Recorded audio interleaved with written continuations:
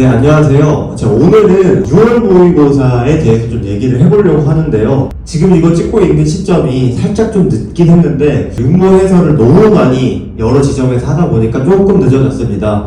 난이도가 다 쉽다는 건 알고 계시지만 제가 생각했을 때 요런 식으로 좀 접근했으면 조금 더 좋지 않았을까? 요걸 좀 얘기를 해보려고 해요. 그래서 오늘 문학 하나 그리고 비문학 하나를 좀 얘기를 할 건데요. 1편하고 2편으로 나눠져서 올라갈 것 같아요. 문학은 이번 고전소설에서 나온 30번 문제를 가지고 왔습니다. 사실 정답률이 엄청 낮고 그런 문제는 아닌데 대부분 친구들 시험지 보니까 100점을 맞는 친구든 90점을 맞는 친구든 80점을 맞는 친구든 웬만하면 1번부터 5번까지 다 맞더라고요. 이 문제를.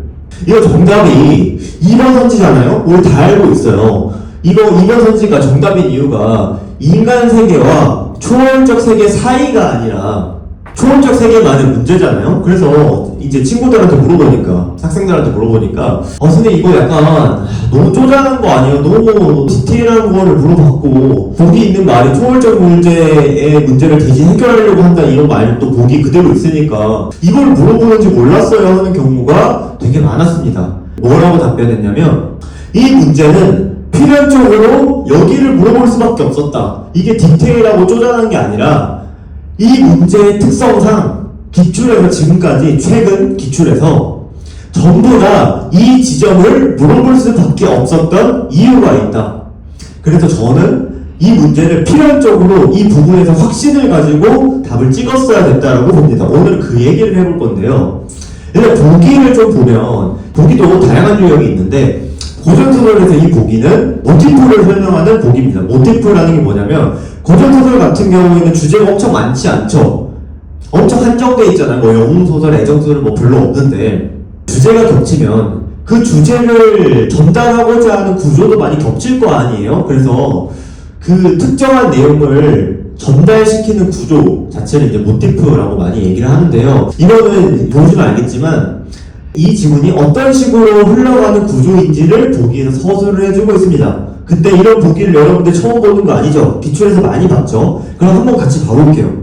자, 요게 24학년도 6월입니다. 아주 최근 거죠. 보기의 형태도 비슷해요. 상사동기는 남녀와 결혼의 어려움을 극복하고 애정을 추구하는 서사라는 점에서 이런 식으로 이 작품이 어떤 구조를 가지고 있는지를 좀 얘기해주고 있어요.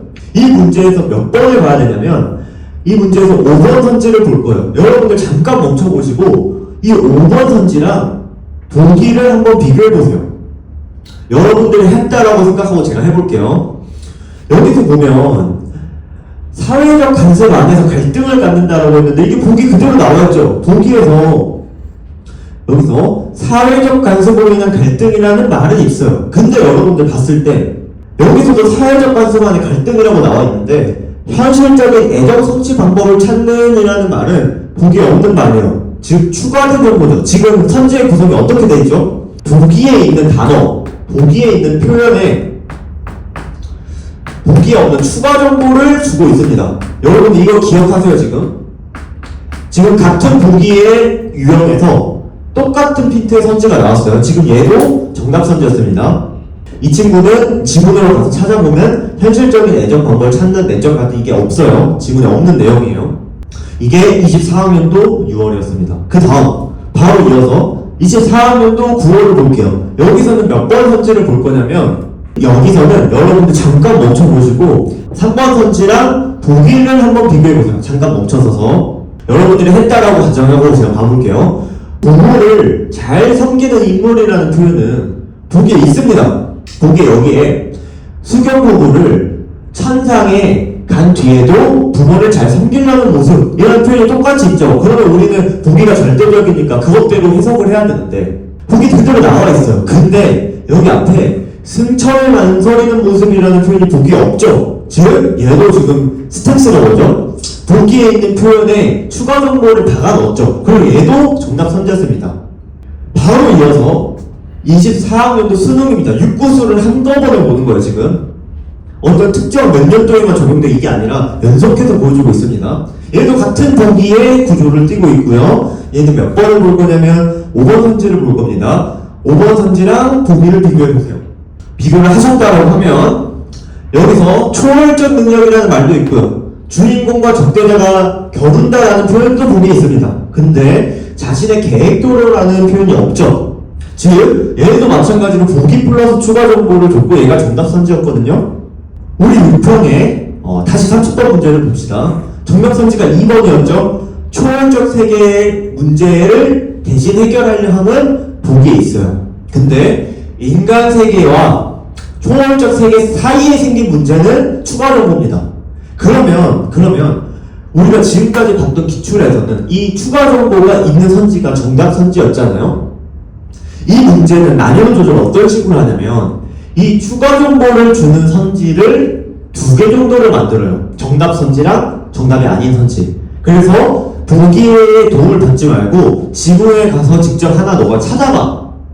하나는 너가 직접 찾아서 정답화 시켜봐 이거예요. 그래서 어려운 문제 같은 경우에는 이 추가 정보를 2개 정도 두는데 쉬운 문제 같은 경우에는 사실 이거 하나만 줘요. 나머지 선지는 다 보기 그대로 있어요. 그래서 우리가 필연적으로 이 문제를 판단할 때는 지금 다 읽고 와서 선지랑 보기에 일치 여부를 본 다음에 예민하게 받아들여야 되죠. 보기에 오면 추가 정보가 있어? 그러면 판단의 범주가 뭘로 좁혀지죠? 이 3줄짜리 문장 전체가 아니라 판단의 범주가 추가 정보로 좁혀지죠. 그러면 난 필연적으로 여기를 확인할 수밖에 없어요. 그러니까 나는 이 부분을 이 지문의 사실 부분으로 가서 얘를 팩트로 생각을 하겠죠. 근데 친구들이 선지를 대충 읽고 3줄짜리가 너무 기니까 대충 읽고 빨리빨리 읽고 내려가다 보면 이거 그냥 당연히 맞는 말 아니야 하고 넘어가는 경우가 많다는 거죠.